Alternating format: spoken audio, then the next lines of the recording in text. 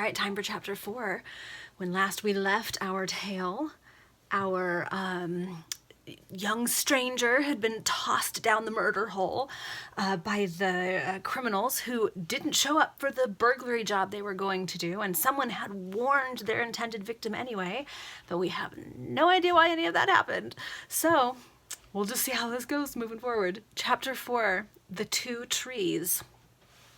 It was between 8 and 9 o'clock on a delicious evening, about a week after the events related in the preceding chapters, that two youths issued from Mr. Markham's handsome but somewhat secluded dwelling in the northern part of the environs of London, and slowly ascended the adjacent hill. There was an interval of 4 years between the ages of these youths, the elder being upwards of 19 and the younger about 15. But it was easy to perceive by the resemblance which existed between them that they were brothers. They walked at a short distance from each other and exchanged not a word as they ascended the somewhat steep path which conducted them to the summit of the eminence that overlooked the mansion they had just left. The elder proceeded first, and from time to time he clenched his fists and knit his brow and gave other silent but expressive indications of the angry passions which were concentrated in his breast. Why is he mad? His brother followed him with downcast eyes, and with a countenance denoting the deep anguish that oppressed him. In this manner they arrived at the top of the hill, where they seated themselves upon a bench, which stood between two young ash saplings. For a long time the brothers remained silent, but at length the younger of the two suddenly burst into tears and exclaimed, "Oh, why, dearest Eugene, did we choose this spot to say farewell, perhaps forever?" "We could not select a more appropriate one, Richard," returned the elder brother. 4 years ago, those trees were planted by our hands, and we have ever since called them by our names. When we were wont to separate, to repair to our respective schools, we came hither to talk over our plans, to arrange the periods of our correspondence, and to anticipate the pursuits that should engage us during the vacations. Again, don't you love it when characters have conversations about stuff they both know so that we can know what they know? Love it. And when we returned from our seminaries, we hastened hither, hand in hand, to see how our trees flourished. And he was most joyous and proud whose sapling appeared to expand them more luxuriantly. If ever we quarreled, Richard, it was here that we made our peace again, and seated upon this bench, we have concocted plans for the future, which happily will never now be realized. Oh, they've been through something. You are right, my dear brother, said Richard, after a pause, during which he appeared to reflect profoundly upon Eugene's words. We could not have selected a better spot. Still, it is all those happy days to which you allude that now render this moment the more bitter. Tell me, must you depart? Is there no alternative? Can I not intercede with our father? Oh, some about their father. Surely he will not discard one so young as you, and whom he has loved, must still love so tenderly. Intercede with my father, repeated Eugene with an irony which seemed to extraordinary in one of his tender age. No, never. He has signified his desire. He has commanded me no longer to pollute his dwelling. Those were his very words, and he shall be obeyed. He got thrown out of the house. Our father was incensed, deeply incensed when he spoke, urged Richard, whose voice was rendered almost inaudible by his sobs, and tomorrow he will repent of his harshness toward you. Our father has no right to blame me, said Eugene violently. All that has occurred originated in his own conduct towards me. The behavior of a parent to his son is the element of that son's ruin or success in after life. I know not how you can reproach our father, Eugene, said Richard, somewhat reproachfully, for he has ever conducted himself with tenderness towards us, and since the death of our dear mother— You are yet young, Richard, interrupted Eugene impatiently, to comprehend the nature of the accusation which I bring against my father. What is he accusing his father of? Okay, focus. I will, however, attempt to enable you to understand my meaning so that you may not imagine that I am acting with duplicity when I endeavor to find a means of extenuation, if not justification, for my own conduct. My father lavished his gold upon my education, as he also did upon yours, and he taught us from childhood to consider ourselves the sons of wealthy parents who would enable their children to move with éclat in an elevated sphere of life. It was just this day year, so meaning this day a year ago, that I joined my regiment at Knightsbridge. I suddenly found myself thrown amongst dissipated and wealthy young men, my brother officers. Many of them were old acquaintances and had been my companions at the Royal Military College at Sandhurst. They speedily enlisted me in all their pleasures and debaucheries, and my expenditure soon exceeded my pay and my allowance. I became involved in debts and was compelled to apply to my father to relieve me from my embarrassments. I wrote a humble and submissive letter expressing contrition for my faults and promising to avoid similar pursuits in future. So he's basically the prodigal son. Indeed, I was wearied of the dissipation into which I had plunged and should have profited well by the experience my short career of pleasure and folly had enabled me to acquire. I trembled upon that verge when my father could either ruin or save me. He did not reply to my letter, and I had not courage to seek an interview with him. Again did I write to him. No answer. I had lost money at private play, and had contracted debts in the same manner. Those, Richard, are called debts of honor, and must be paid in full to your creditor, however wealthy he may be, even though your servants and tradesmen should be cheated out of their hard-earned and perhaps much-needed money altogether. I wrote a third time to our father, and still no notice was taken of my appeal. The officers to whom I owed the money lost at play began to look coldly upon me, and I was reduced to a state of desperation. Still I waited for a few days, and for a fourth time wrote to my father. It appears that he was resolved to make me feel the inconvenience of the position in which I had placed myself by my follies, and he sent me no answer. I then called at the house, and he refused to see me. This you know, Richard. What could I do? Driven mad by constant demands for money which I could not pay, and smarting under the chilling glances and taunting allusions of my brother officers, I sold my commission. That means he left the army. You are acquainted with the rest. I came home, threw myself at my father's feet, and he spurned me away from him. Richard, was my crime so very great? And has not the unjust, the extreme severity of my father been the cause of all my afflictions? I dare not judge between you, said Richard mildly. But what does common sense suggest? Demanded Eugene. Doubtless our father knows best, returned the younger brother. Old men are often wrong in spite of their experience, in spite of their years, persisted Eugene. My dear brother, said Richard, I am afraid to exercise my judgment in a case where I stand a chance of rebelling against my father or questioning his wisdom, and at the same time I am anxious to believe everything in your justification. Poor Richard. He's torn between his dad and his brother who are fighting. Everyone should just get along. I knew that you would not comprehend me, exclaimed Eugene impatiently. It is ridiculous not to dare to have an opinion of one's own. My dear brother, he added, turning suddenly round, you have been to Eton to little purpose. I thought that nearly as much of the world was to be seen there as at Sandhurst. I find that I was mistaken. And Eugene felt and looked annoyed at the turn which the conversation had taken. Yeah, his brother's talking down to him. Richard was unhappy and remained silent. In the meantime, the sun had set, and the darkness was gradually becoming more intense. Suddenly, Eugene grasped his brother's hand and exclaimed, Richard, I shall now depart.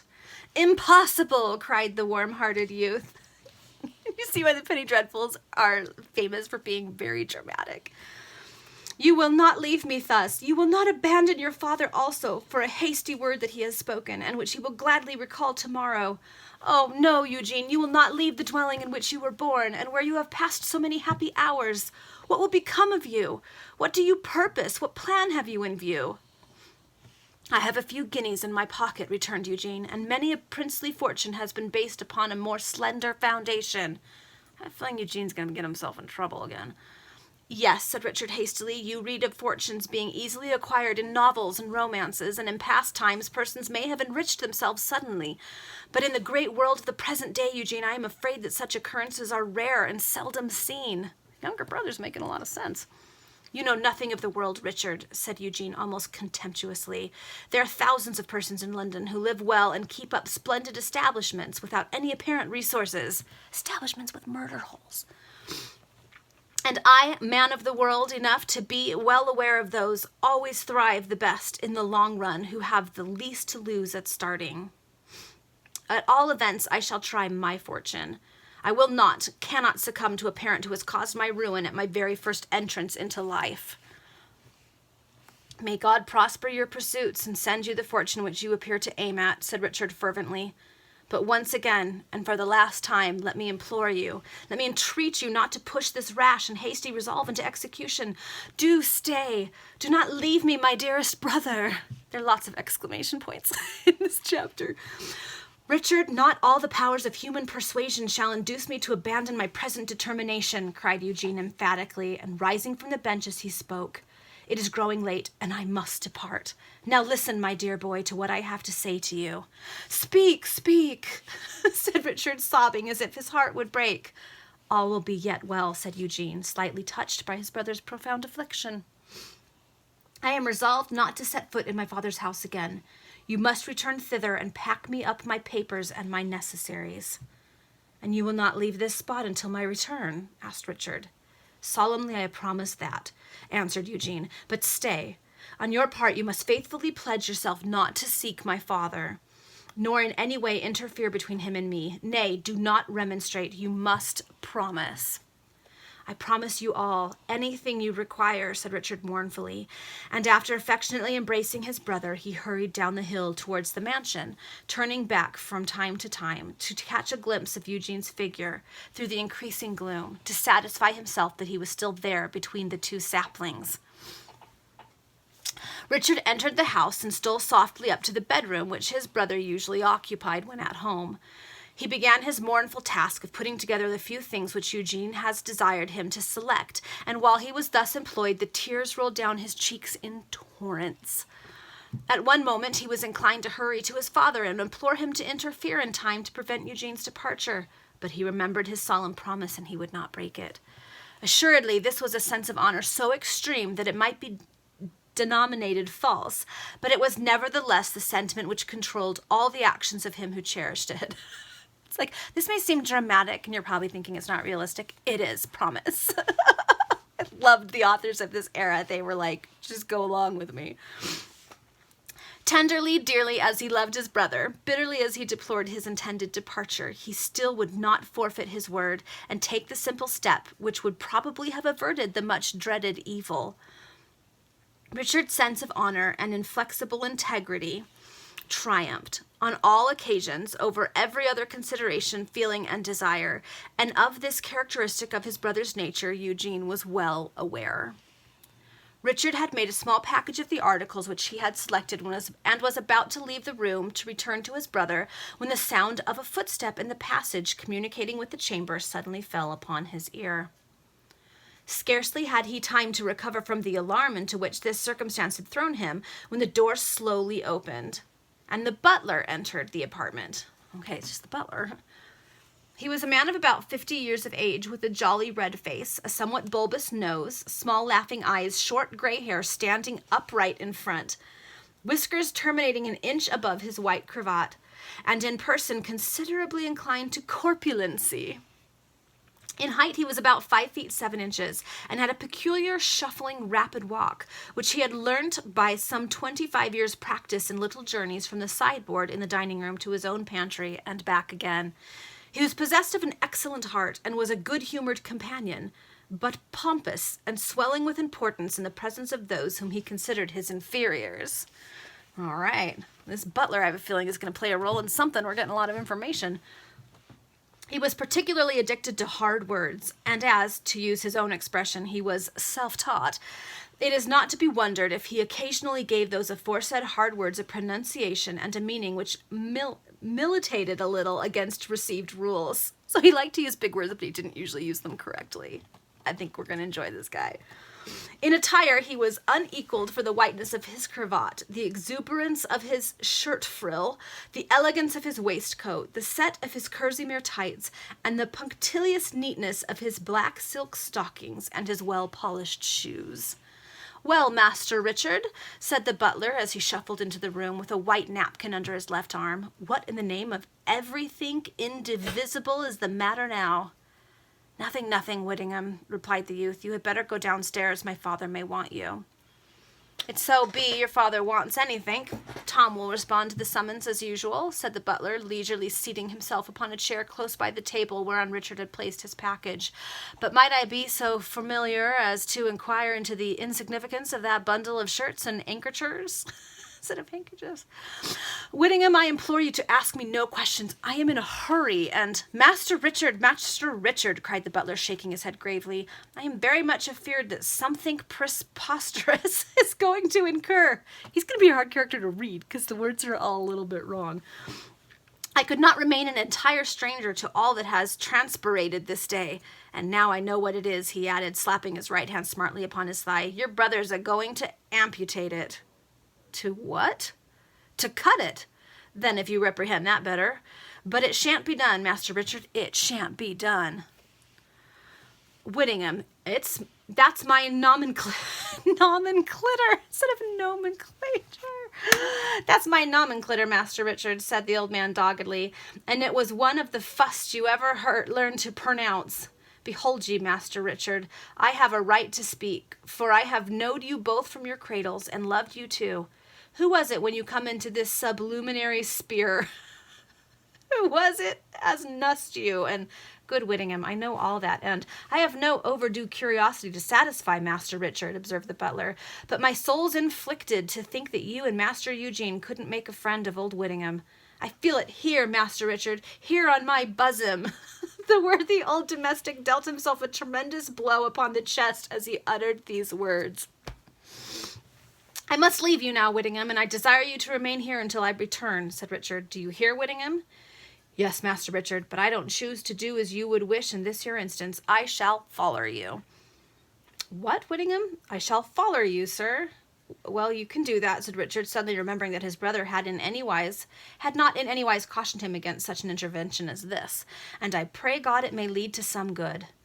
Ah, now I see that I am rally wanted, said the butler, a smile of satisfaction playing upon his rubicund countenance. Richard now led the way from the apartment, the butler following him in a stately manner. They descended the stairs, crossed the garden, and entered the path which led to the top of the hill. 2 trees, I suppose, said the old domestic inquiringly. Yes, he is there, answered Richard, but the reminiscence of the times when we planted those saplings have failed to induce him to abandon a desperate resolution. Ah, he ain't got Master Richard's heart, I always knowed that, mused the old man half audibly as he trudged along. There are them 2 lads, fine tall youths, both black hair and intelligible eyes, admirably formed, straight as arrows, and yet so diversified in disposition. Richard and the butler now reached the top of the hill. Eugene was seated upon the bench in a deep reverie, and it was not until his brother and the faithful old domestic stood before him that he awoke from that fit of abstraction. What, is that you, Whittingham? He exclaimed, the moment he recognized the butler. Richard, I did not think you would have done this. It wasn't Master Richard's fault, sir, said Whittingham. I was rather too wide awake not to smell what was a-going on by virtue of my factory nerves. Instead of olfactory. And so, my dear Whittingham, hastily interrupted Eugene, I know that you are a faithful servant to my father, and very much attached to us. On that very account, pray do not interfere. Interfere, said Whittingham, thoroughly amazed at being thus addressed, while a tear started into his eyes. Not interfere, Master Eugene? Well, I'm regular flabbergasted. My mind is made up, said Eugene, and no persuasion shall alter its decision. I am my own master. My father's conduct has emancipated me from all deference to parental authority. Richard, you have brought my things. We must now say adieu. My dearest brother, Master Eugene, whither are you going? I am on the road to fame and fortune. Alas, said Richard mournfully, you may perhaps find that this world is not so fruitful in resources as you now imagine. Hey, Richard's the smarter of the 2 brothers. All remonstrances, all objections are vain, interrupted Eugene impatiently. We must say adieu. But one word more, he added, after an instant's pause, as a sudden thought seemed to strike him. You doubt the possibility of my success in life, and I feel confident of it. Do you pursue your career under the auspices of that parent in whose wisdom you so blindly repose? I will follow mine, dependent only on mine own resources. This is the 10th of July, 1831. 12 years hence, on the 10th of July, 1843, we will meet again upon this very spot, between the 2 trees, if they still be standing. Remember the appointment. We will then compare notes relative to our success in life. The moment he had uttered these words, Eugene hastily embraced his brother, who struggled in vain to retain him, and, having wrung the hand of the old butler, who was now sobbing like a child, the discarded son threw his little bundle over his shoulder and hurried away from the spot. So precipitately did he descend the hill in the direction leading away from the mansion and towards the multitudinous metropolis at a little distance, that he was out of sight before his brother or Whittingham even thought of pursuing him. They lingered for some time upon the summit of the hill without exchanging a word, and then, maintaining the same silence, slowly retraced their steps toward the mansion. Okay, that's chapter 4. One thing about the Penny Dreadfuls, because they were written in installments, often over the course of a year, they were so long and so huge that there are going to be multiple storylines coming in. So we don't know exactly what happened to the boy who got tossed down the murder hole, but I have a feeling we're going to learn more about that plot line, or those thieves and criminals, but I have a feeling we're going to find out more about them. And now we've got these two brothers who are no doubt going to play a role in all this too. So, all right, that's chapter 4. See you tomorrow for chapter 5. See what we find out next.